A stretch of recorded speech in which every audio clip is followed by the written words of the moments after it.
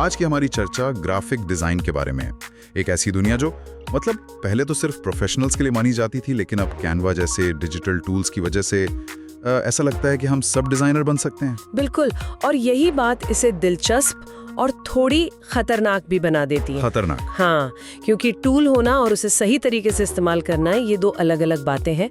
चाहे कोई छोटा बिजनेस हो, कोई सामुदायिक प्रोजेक्ट हो, या बस अपनी बात को खूबसूरती से रखना हो, अच्छा डिजाइन अब सबकी जरूरत बन गया है। और इसी को ध्यान में रखते हुए हमारे पास कैथ कॉल्डवेल की किताब ग्राफिक डिजाइन फॉर एवरीवन के कुछ अंश हैं।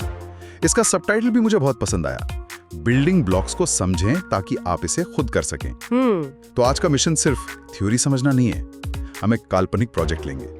मान लीजिए एक नई बेकरी खुल रही है जिसका नाम है द डेली ब्रेड, और इस किताब के सिद्धांतों का इस्तेमाल करके उसे जमीन से खड़ा करेंगे। सिर्फ सुंदर दिखने के बारे में नहीं है, ये है प्रभावी ढंग से संवाद करने के बारे में, मतलब अपनी बात को सही तरीके से पहुंचाने के बारे में। सही है। और इस किताब का सबसे दिलचस्प पहलू ये है कि ये सीधे फॉन्ट या रंग चुनने पर नहीं पहुंचती, ये एक बुनियाद बनाने से शुरू होती है। अच्छा, तो हम इस बेकरी की कहानी के 3 मुख्य हिस्सों पर बात करेंगे।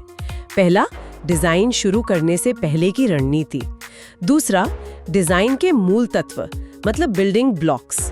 और आखिर में इन सब तत्वों को मिलाकर एक सुसंगत पहचान कैसे बनाई जाए। ठीक है, तो चलिए अपनी बेकरी खोलते हैं। मेरा पहला इंस्टिंक्ट तो ये होगा कि मैं सीधे कैनवा खोलूं और बेकरी लोगो सर्च करूं, लेकिन किताब कहती है कि पहला कदम सोचना है, डिजाइन करना नहीं। किताब में एक टूल का जिक्र है, map the market and plot your position. ये सुनने में बहुत बिजनेस जैसा लगता है। एक छोटी सी बेकरी के लिए सच में जरूरी है क्या? ये सिर्फ जरूरी नहीं, बल्कि सबसे जरूरी कदम है। आप सोचिए, आपके शहर में पहले से 5 बेकरी हैं। आपकी बेकरी अलग क्यों है? ये मैप आपको यही समझने में मदद करता है। किताब में एक कॉफी शॉप का उदाहरण है, हम उसे अपनी बेकरी पर लागू करते हैं। ठीक है। कल्पना कीजिए कि एक ग्राफ है, एक लाइन पर है पारंपरिक से आधुनिक तक का पैमाना, और दूसरी लाइन पर बजट से लग्जरी तक का। ओके। अब शहर की बाकी बेकरियां कहाँ हैं? शायद एक पुरानी सस्ती बेकरी है जो पारंपरिक और बजट वाले कोने में है। एक फैंसी पेस्ट्री शॉप है जो आधुनिक और लग्जरी वाले कोने में। अच्छा, तो हमें एक खाली जगह ढूंढनी है। मान लीजिए शहर में कोई ऐसी बेकरी नहीं है जो पारंपरिक तरीके से आर्टिसनल ब्रेड बनाती हो, लेकिन उसका माहौल आधुनिक और आरामदायक हो। हाँ। और वो बहुत महंगी भी ना हो। तो हमारी द डेली ब्रेड बेकरी उस ग्राफ के बीच में कहीं आएगी। पारंपरिक स्वाद लेकिन आधुनिक एहसास। बिल्कुल। अब आपके पास सिर्फ एक और बेकरी नहीं है, बल्कि एक पहचान है। यहाँ से किताब हमें कुछ और गहरे सवाल पूछने को कहती है। जैसे ये बेकरी क्या करती है? स्वादिष्ट ताजी ब्रेड बनाती है। ये अलग क्यों है?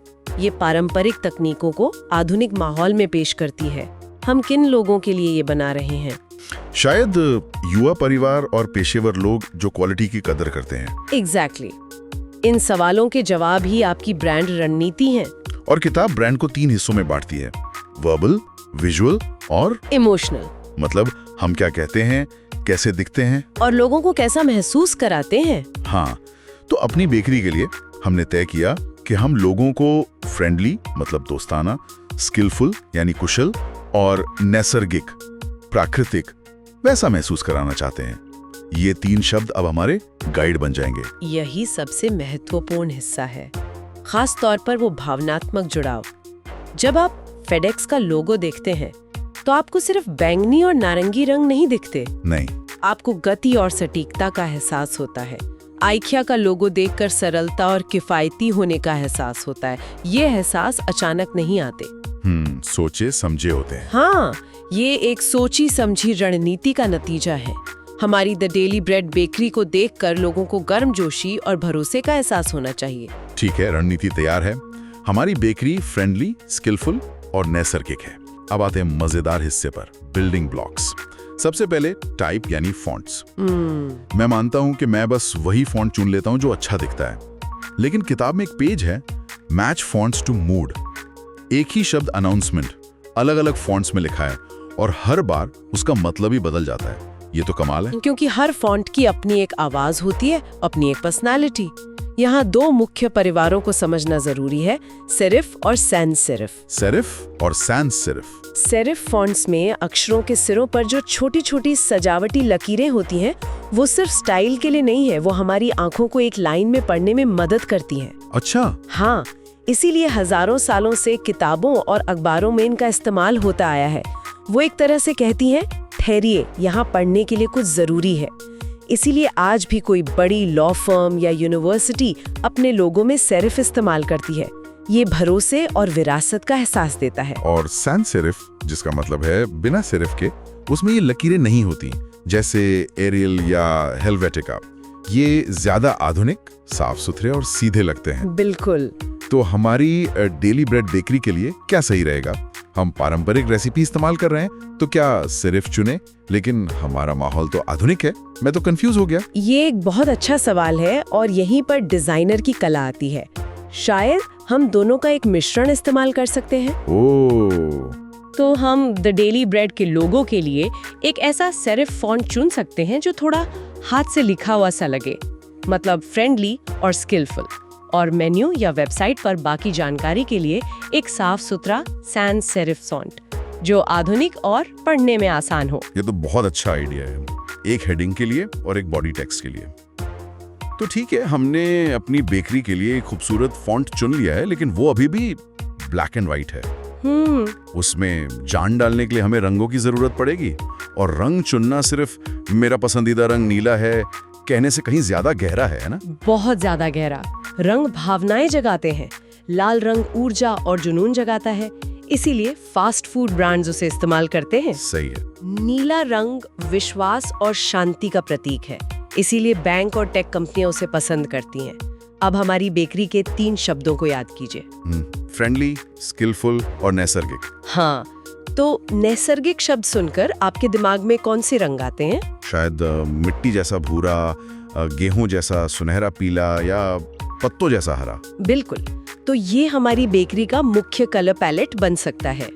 और फ्रेंडली एहसास के लिए हम शायद एक गरम, स्वागत करने वाला रंग जैसे हल्का नारंगी या क्रीम एक एक्सेंट कलर की तरह इस्तेमाल कर सकते हैं। लेकिन किताब एक चेतावनी भी देती है। रंगों का अर्थ संस्कृतियों में बदल सकता है। जैसे पश्चिमी देशों में सफेद रंग पवित्रता का प्रतीक है, लेकिन कई पूर्वी संस्कृतियों में ये शोक से जुड़ा है। तो अपनी ऑडियंस को जानना यहाँ भी बहुत जरूरी है। रंगों को लेकर मुझे हमेशा एक तकनीकी समस्या आती है। मैं कैनवा पर एक पोस्टर बनाती हूँ, रंग बहुत शानदार दिखते हैं, लेकिन जब मैं उसे प्रिंट करवाती हूँ तो वो बिल्कुल डल और बेजान लगते हैं। ऐसा क्यों होता है? हाँ, और ये एक बहुत ही आम समस्या है। इसका जवाब RGB और CMYK के अंतर में छिपा है। RGB और CMYK। RGB का मतलब है रेड, ग्रीन, ब्लू। ये डिजिटल स्क्रीन के लिए होता है।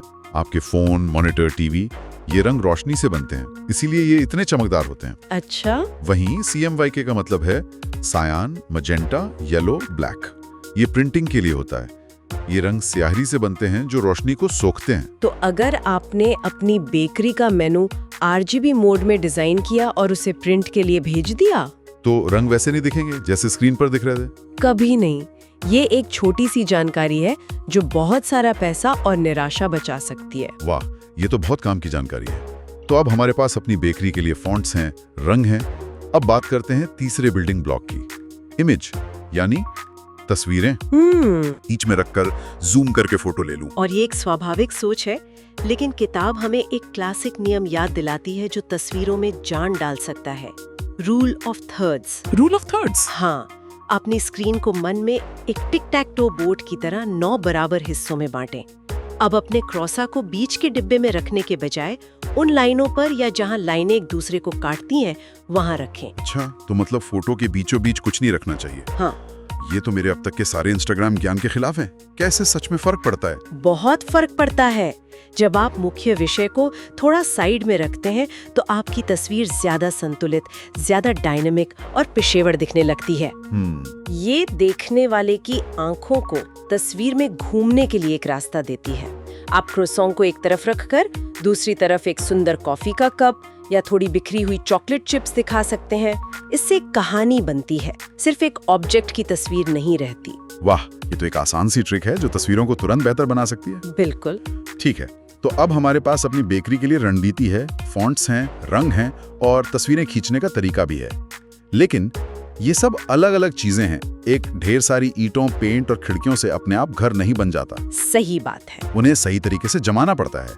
अब इन सबको एक साथ कैसे लाया जाए? अब हम डिजाइन के सबसे जरूरी हिस्से पर आते हैं, लेआउट और हायरार्की।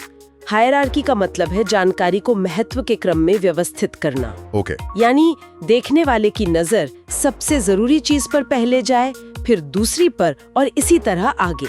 ये एक विजुअल रोड मैप बनाने जैसा है। मान लीजिए हम अपनी डेली ब्रेड बेकरी के ग्रैंड ओपनिंग का एक पोस्टर बना रहे हैं, तो उस पर सबसे जरूरी जानकारी क्या होगी? शायद ग्रैंड ओपनिंग या बेकरी का नाम? बिल्कुल। किताब में समर फेयर के पोस्टर का एक उदाहरण है। हम उसे अपनी बेकरी पर लागू करते हैं। हमारे पोस्टर में द डेली ब्रेड और ग्रैंड ओपनिंग शब्द सबसे बड़े, सबसे मोटे या सबसे अलग रंग में होने चाहिए, ताकि नजर सीधे वहीं जाए। हाँ। उसके बाद लोग क्या जानना चाहेंगे? शायद तारीख और समय, तो वो जानकारी थोड़ी छोटी होगी। और फिर सबसे अंत में पता या 50% ऑफ ऑन फर्स्ट कॉफी जैसी अतिरिक्त जानकारी, जो सबसे छोटे साइज में होगी। अगर सारी जानकारी एक ही साइज और रंग में होती तो वो एक उलझा हुआ संदेश होता और शायद कोई उसे पढ़ने की जहमत भी नहीं उठाता। बिल्कुल। लेकिन मुझे एक और चीज दिखती है उन अच्छे डिजाइन्स में, वो बहुत भरे भरे नहीं लगते, उनमें खाली जगह होती है। जबकि मेरा मन करता है कि पेज का हर कोना भर दूं, और यहीं पर ज्यादातर लोग गलती करते हैं। उस खाली जगह को व्हाइट स्पेस कहते हैं, और वो बर्बाद की हुई जगह नहीं है। नहीं, वो आपके डिजाइन का सबसे शक्तिशाली टूल हो सकता है। व्हाइट स्पेस आपके डिजाइन को सांस लेने की जगह देता है। ये अलग अलग तत्वों को एक दूसरे से अलग करता है, पठनीयता बढ़ाता है और डिजाइन को साफ सुथरा, प्रीमियम और व्यवस्थित दिखाता है। अच्छा। कभी कभी कम एलिमेंट्स के साथ ज्यादा प्रभाव पैदा करना ही अच्छे डिजाइन की पहचान है। ये आत्मविश्वास दिखाता है कि आपको हर कोने को भरने की जरूरत नहीं है। तो हमारे पोस्टर में ग्रैंड ओपनिंग के आसपास काफी खाली जगह छोड़ने से वो और ज्यादा महत्वपूर्ण दिखेगा। ये तो कमाल का कॉन्सेप्ट है। तो हायरार्की तय करती है कि पहले क्या देखना है, और व्हाइट स्पेस आंखों को उस चीज पर फोकस करने में मदद करता है। इन दोनों को एक साथ क्या बांधता है?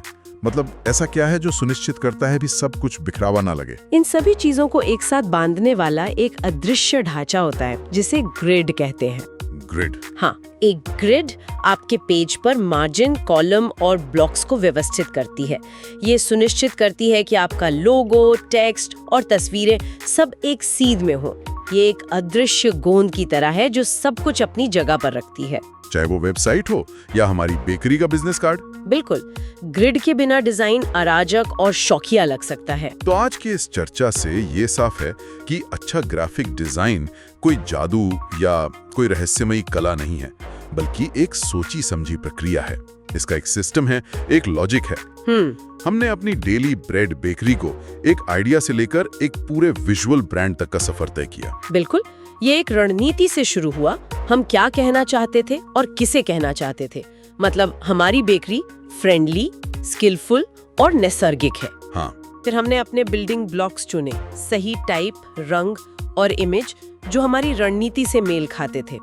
और अंत में हमने उन्हें हायरार्की, व्हाइट स्पेस और ग्रिड जैसे सिद्धांतों का उपयोग करके एक व्यवस्थित और प्रभावी पोस्टर में जमाया।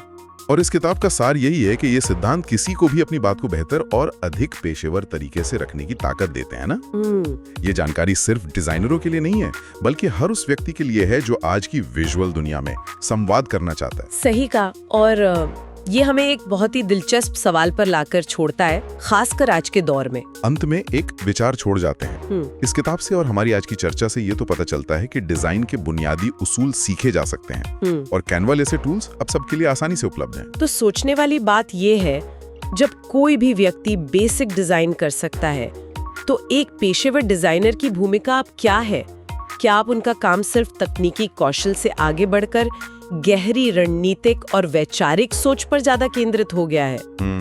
शायद अब एक अच्छे डिजाइनर की पहचान सिर्फ ये नहीं है कि वो सुंदर चीजें बना सकता है, बल्कि ये है कि वो बिजनेस की समस्याओं को रचनात्मक तरीके से सुलझा सकता है। शायद अब असली काम कैसे बनाए नहीं, बल्कि क्या और क्यों बनाए हो गया है।